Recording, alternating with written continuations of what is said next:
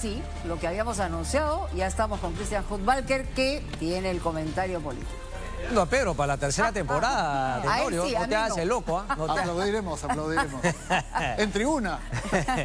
Muchas gracias. Bien, ¿qué tal, amigos? Muy buenas noches. Empezamos el comentario político, digamos, un poco de análisis, ¿no? Para arrancar el día de hoy, porque claro, mucha gente desde los dos lados del espectro, algunos contentos, satisfechos por la detención, la prisión preventiva ordenada por la Corte Suprema de Justicia de 18 meses contra Betsy Chávez, ¿no? Presidenta del Consejo de Ministros, cuando el golpe de Estado de Pedro Castillo el 7 de diciembre del año pasado. Y por el otro lado, no, los castillistas, abogado, amigo mío, no sé si lo somos todavía, yo sí te considero pata, mi estimado Raúl Noblecía, un tipo especial. Sale pues con este tema, no ahora como abogado de Pedro Castillo, ni siquiera como abogado, siempre el figuretismo. Eso fue lo que dominó un poco la vida o lo que domina la vida de mi amigo Noblecía, el figuretismo. Es decir, no, es una heroína, con ella se demuestra la dictadura, sandeces. Aquí lo que hay que hacer, y él lo debería hacer antes de poner esos tweets, ¿no? Chistositos, ir finalmente al tema jurídico, al tema legal, y eso es la sentencia de... o la resolución de la Corte Suprema de Justicia. Si la lees y sobre eso escribes, te puedo tomar en serio. Pero si vienes con estas frasecitas armadas, por favor, sigues en lo mismo desde el colegio, primo. En fin, ¿qué es lo que ha dicho la resolución? Porque eso es lo importante. La resolución le enmienda la plana a la primera instancia, que había ordenado que no había causales para la prisión preventiva tanto de Willy Huerta, de Roberto Sánchez y de la expresidenta del Consejo de Ministros, Betsy Chávez. Finalmente, la Suprema, en la apelación de la Fiscalía, termina confirmando la decisión de la primera instancia respecto de que no cabía la prisión preventiva tanto para el exministro Roberto Sánchez como para el exministro Huerta. Pero, sin embargo, ya lo dije, le enmienda la plana y la manda 18 meses de prisión preventiva a Betsy Chávez. Fue detenida en Tacna, ¿no? Entró a la carceleta, justo aprovechó como le gusta a ella, ¿no? Y su grupo, entre los que cuento justamente de quien hablaba inicialmente. El show, el espectáculo, sacó su tuit, se le ve la sonrisa forzada, pero obviamente la preocupación de no saber cuál es su destino y también la preocupación de saber que cada vez se va obteniendo más información respecto del papel que ella cumplió. Luego los periodistas creo que fueron a buscar la casa de los familiares y literalmente los familiares le soltaron los perros a la prensa, ¿no? Ahí también había unos videos de cómo le soltaron los perros bravos que se tiraron contra los periodistas. Hay que tener más cuidado, hay que tener más cuidado. Bueno, vamos al tema de fondo ya. Esas son las imágenes, digamos, ¿no? Lo folclórico, anecdótico de la detención.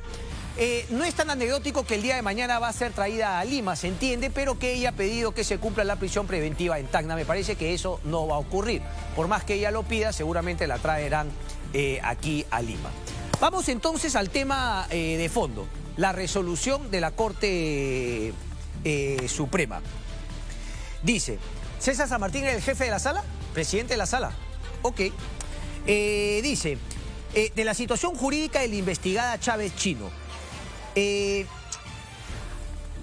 juez supremo de la investigación preparatoria firmó la concurrencia del presupuesto de sospecha grave y fundada, el cual no fue cuestionada por la encausada Chávez Chino, pues únicamente circunscribió sus agravios al monto de la caución. Es decir, recordemos que la Fiscalía apela, pero Chávez Chino también apela. Es decir, Chávez Chino no estaba conforme con que no le hayan dado la prisión preventiva y salió a pitear diciendo, oye, la caución que me han impuesto es muy alta, no estoy de acuerdo. 100.000 soles creo que era, ¿no? A diferencia de 70.000 Huerta y creo que 50.000 Roberto Sánchez. Pero sin embargo Chino no había cuestionado nada de lo otro. Es decir, se había confiado y creía seguramente que la instancia podía lograr también la reducción de la caución. No tuvo en cuenta los nuevos elementos que iban a aparecer entre la decisión de la primera instancia y esta decisión tomada por la Corte Suprema el día de hoy. Era 100.000, es correcto. Luego dice, y aquí cito textualmente, dice, a ellos se agregan los nuevos medios de investigación adjuntados por la Fiscalía Suprema en sus escritos de integración, todos ellos presentados antes de la notificación del decreto de señalamiento de la audiencia de la apelación, que dan cuenta con mayor fuerza que la citada encausada sabía de lo acontecido y que, punto 1, ojo, porque estas son parte de los fundamentos por los cuales le han dado 18 meses de prisión preventivo a Betsy Chávez Chino. 1. Ordenó a su personal de la oficina de la presidencia del Consejo de Ministros obtengan un formato de decreto supremo para dar curso legal a lo expresado en el pronunciamiento presidencial sobre la ruptura del orden constitucional. Es decir, lo que le dijo también y manifestó la reportera de Canal 7, que luego incomodó a la presidenta Dina Boluarte. Ya vamos a hablar de eso más adelante. Pero bueno, no, tengo que sacar el decreto, tengo que prepararlo. Es decir, ella estaba lista y dispuesta para continuar ya con la ejecución de lo que Pedro Castillo creía era su golpe de Estado y finalmente controlar el poder de manera absoluta en nuestro país. Punto 2 dice: luego del fracaso del autogolpe, dispuso se desaparezca toda la documentación de la oficina. Ojo que toda esta información que les estoy contando está aquí en la resolución, pero ustedes, si han estado atentos a las noticias, habrán visto que han sido medios de comunicación dominicales como Punto Final y otros que han ido justamente sacando esta información, que ahora obviamente ha sido presentada por la Fiscalía Suprema ante la Corte Suprema y esta sala ha decidido los 18 meses. Punto 3, incluso dice: tras la falta de apoyo por las fuerzas del orden, se retiró prestamente de Palacio de Gobierno con dirección a la Embajada de México. Yo tengo que decirlo, no sé si estoy ignorante o ustedes ya sabían, pero esto para mí es media novedad. Que ella, al igual que Pedro Castillo, también se iba con la intención de refugiarse en la Embajada de México. Menos mal que no llegó. Ahorita les voy a contar finalmente cómo ellos se dan cuenta que estaba yendo a la Embajada de México. Si no, estaría comiendo enchiladas, tacos, fajitas en la Ciudad de México junto con Lilia Paredes. Dice: tras la falta de apoyo, pero al conocer de la detención del expresidente Castillo, ordenó que el vehículo oficial en que iba fuera, ordenó que el vehículo oficial en que iba fuera más bien a su oficina del Congreso de la República. Sigo leyendo. De tal modo que el presupuesto de la prisión preventiva se consolida aún más. A ello se agrega, como primer requisito de la prisión preventiva, la gravedad del delito atribuido. Aquí empiezo un poquito a analizar. Ustedes recuerden que se tienen que dar unas ciertas condiciones para que se dé el tema de la prisión preventiva. ¿Ok? Una de esas tiene que ser la prognosis de la pena, que la pena tiene que ser efectivamente pena efectiva, mayor de 4 años. Esa se cumple, ¿ok? Esa es la principal. Luego dice otra cosa. Sin embargo, el tema es luego el arraigo, la obstrucción a la justicia y el peligro de fuga. El peligro de fuga, digamos, se manifiesta o se neutraliza el peligro de fuga con el tema del arraigo. Si tú demuestras arraigo laboral, arraigo familiar, etcétera, obviamente el peligro de fuga disminuye, el análisis del juez reduce ese riesgo y dice finalmente no cabe prisión preventiva. Pero acá lo que dice la Corte Suprema, por eso el análisis y por eso los 18 meses, dice que el arraigo, según la nueva información documental proporcionada por la Fiscalía, no es de calidad. Tiene 2 contratos que presentó que carecen de fuerza probatoria. También dice, la encausada recurrente no tiene estudio jurídico abierto con las autorizaciones administrativas. Ella había dicho que trabajaba como abogada para algunas empresas. Esos contratos no pueden ser demostrados cabalmente y tampoco tiene un estudio jurídico, ¿no?, en el cual diga que ella puede trabajar y que da servicios a clientes. ¿Qué más dice? La encausada inicialmente se dirigió a la Embajada de México, pero luego cambió de rumbo. Y aquí entramos el tema. Ello revela cuando el juez investiga con la nueva información que le da la Fiscalía y detecta que ella inicialmente se iba a la Embajada de México. Esa es una prueba contundente que en ese momento y que todavía podría ser traído al presente, porque si trató de fugar, podría volver a hacerlo. Después le voy a demostrar cómo el juez digamos, confirma que efectivamente ella se estaba yendo a la Embajada de México con la intención de asilarse y luego fugar. Dice, este tema de querer ir a la Embajada de México revela que pretendía huir, peligro concreto de fuga, pero no pudo hacerlo por lo sucedido con el expresidente Castillo Terrones. De suerte que tal situación, unida a su falta de arraigo laboral sólido, hace factible el mandato de prisión preventiva requerida por el Ministerio Público. Por eso que yo encuentro, digamos, los fundamentos completamente de acuerdo a ley y conforme el tema de la prisión preventiva por los 18 meses, más allá de todo el bururú, ¿no?, que tiran estos leguleyos que dicen defender a Pedro Castillo, a Betsy Chávez, etc. ¿Qué otras cosas, por ejemplo?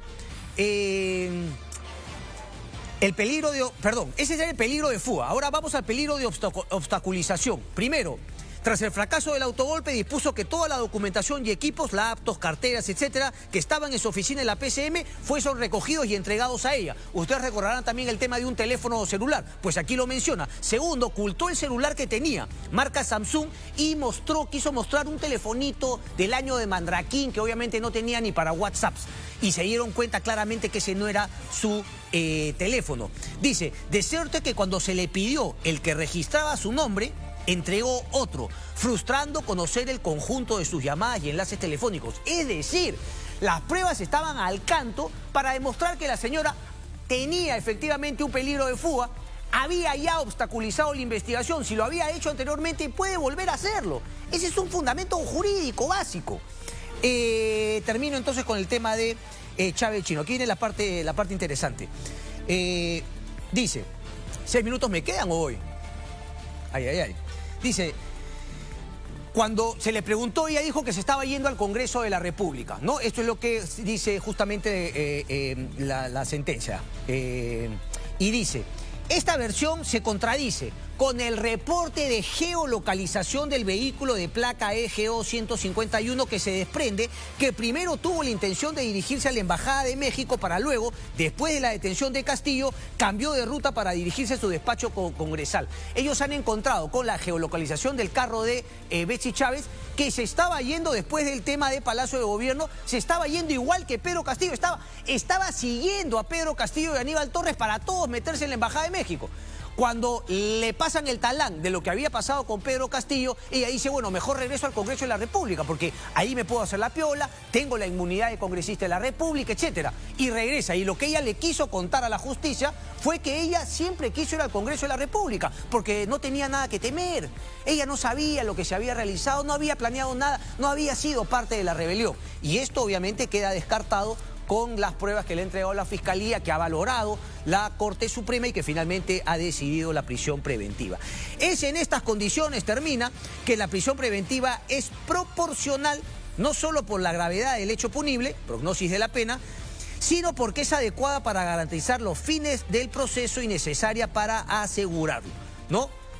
El peligro de fuga y también el tema de la obstrucción a la justicia. Ahí está entonces el tema. Rapidito, porque hay gente que está mezclando papas con camotes. No se ha referido, es decir, ha citado. Estoy hablando del Tribunal Constitucional que le enmendó la plana y anuló la resolución del Consejo de Ministros que se había ellos mismos atribuido la posibilidad de interpretar cuándo o no se daba una denegación a la cuestión de confianza. Y obviamente el TC tuvo que ir por el análisis de lo que ocurrió con Martín Vizcarra. Y ahí Gustavo Gutiérrez Tixe, yo tengo que decir que dijo, como magistrado del TC, lo mismo que me dijo cuando era, digamos, no un constitucionalista que opinaba en medios de comunicación y el cual finalmente yo tuve la posibilidad de entrevistar. Y no estuve de acuerdo, pero él hace un voto singular, porque él dice que efectivamente fue una ruptura del orden constitucional lo que hizo Martín Vizcarra en el 2018. ¿18 o...? ¿En qué año fue, José? Sí, ya me confundí. 2019. 2019. Fue un golpe constitucional, es decir, un golpe a la institución que no comparte, por eso digo que es un voto singular. Los otros 6 votos en los magistrados del TC claramente lo que hacen énfasis es en esa resolución suprema, en anularla y en decir ahora sí para futuro, cosa que dicho sea de paso no pudo hacer el Tribunal Constitucional ese que lideraba Eloy Espinosa Saldaña, hoy complicado hasta los huesos con la denuncia de su ex esposa. Abuso psicológico, violencia física, etcétera, una cosa de locos. Claro, en su momento cuando era presidente del Tribunal Constitucional nada de eso salió. Ahora las cosas salen. Pero bueno, ¿a qué quería llegar? Que en ese momento, si bien dijeron que no era inconstitucional, solamente hubo 4 votos contra 3. Es decir, no quedó claro por la sentencia del TC cómo se manejaba el tema de la denegación fáctica. Es decir, dijeron, esto no es inconstitucional, es constitucional, pero no definieron lo que podía pasar a futuro.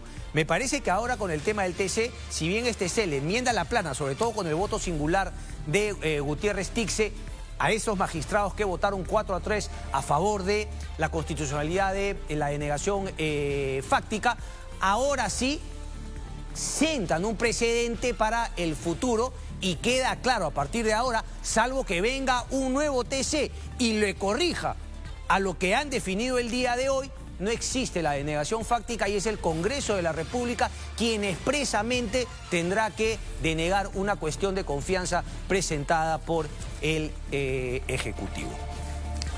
Como diría Porky, eso es todo, amigos. José, ¿sí? Tengo 2 minutos. Tengo 2 minutos. Es que lo de César Vázquez, a ver, me parece un poquito folclórico. Hay una fotito, ¿no? Creo que ya varios medios de comunicación. Y el hombre, claro, es chotano y salen unas fotos, ¿no? Llenos de investigados, detenidos, íntimo con Pedro Castillo, jugando pelota. Y claro, está Chorrillano Palacios. Como ustedes sabrán, el Chorrillano Palacios no es chotano. Así que tiene que haber habido, digamos, un padrino, ¿no? Un padrino que ha dicho, bueno, Chorrillano, vente para acá, te pagamos los pasajes, te vienes hasta acá, juega fútbol. Me imagino que es algo normal que puede pasar con un exjugador de la talla del Chorri Palacios, que alguna empresa, algún empresario lo llama, lo convoca y todo. Y ahí, obviamente, como... Perdón, ¿ya no van? Gratis no van ni a hablar. Más claro el agua. Eso me interesaría saber quién estaba detrás, porque esa sería la persona que habría aglutinado a todos estos personajes. Neníel García, el ministro César Vázquez, Pedro Castillo en el 2017, que seamos honestos, en el 2017 creo que lo único que pintaba fue en el 2017 la famosa huelga, por ahí quizá ya era conocido. 2017, miren, habría que ver la fecha, quizá por eso era convocado, porque antes de eso, Naranja jugando. Ahí me pones a full los nexos, ¿no? Ponme las fotitos. Ahí está Pedro Castillo y luego tenemos otras fotos con César Vázquez. Está el amigo de Zarratea, el famoso Alejandro Sánchez, el alcalde Neníel, que también estaba metido en el tema de la obra. En fin, está en todas el hombre. Me imagino que algo tiene que responder César Vázquez sobre la foto. Cuéntanos el contexto. Yo digo a priori que eso no lo descalifica. La foto finalmente tendrá que explicarlas, ¿no? Eso no lo descalifica. Lo que lo descalificaría sería su paso anterior por el Congreso de la República, las denuncias que tiene por la fiscalización y sobre todo el tema que Dina Boluarte lo haya convocado. Hoy día había un dibujo buenísimo del diario El Comercio que decía, cuando se trata de escoger ministros, Dina Boluarte se pone el gorro de Pedro Castillo. Es decir, es un desastre, es un caos, es un fracaso y no tiene de dónde sacar buenos elementos. A falta de buenos elementos, se jala al asesor de Lady Camones en el Congreso de la República. Este Congreso de la República. César Vázquez ni siquiera se dedicaba a su profesión, sino prefirió venirse a trabajar de asesor de Lady Camones en este Congreso de la República. Ese, señores, es el nuevo ministro de Salud. Finalmente, el éxito anula la crítica, el fracaso lo alimenta. Vamos a ver de qué va César Vázquez a cargo del Ministerio de Salud, uno de los más complicados por el tema del dengue. Mi estimado Coqui González con los deportes, adelante.